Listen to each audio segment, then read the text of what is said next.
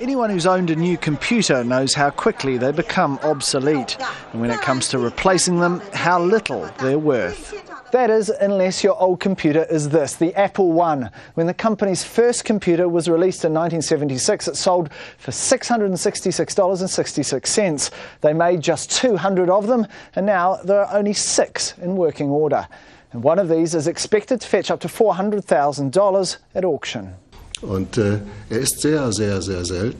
It is very, very, very rare, and the main reason is that Apple later developed the Apple II.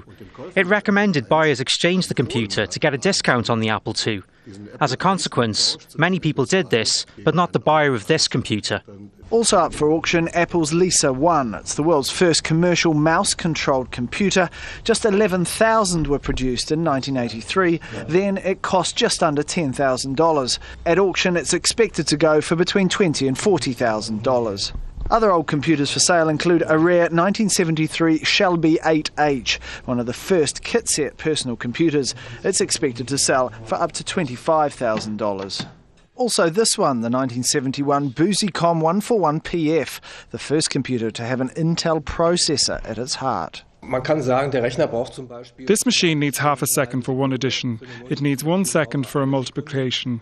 The processor inside has 2,300 transistors. Personal computers today are working with several hundreds of millions of transistors.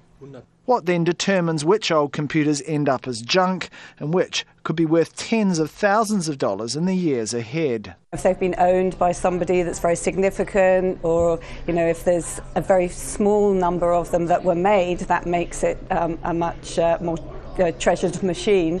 If they've been mass-produced, there are going to be hundreds of them around, or thousands, or even millions.